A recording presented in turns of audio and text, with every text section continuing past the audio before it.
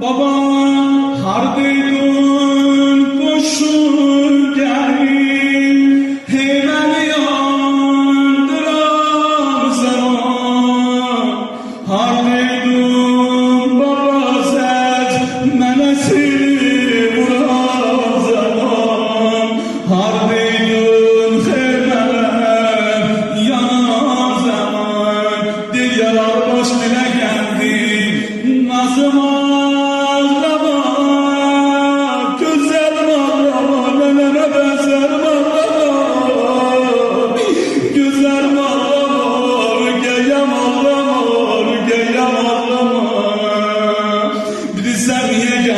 Baba niye gelmedi?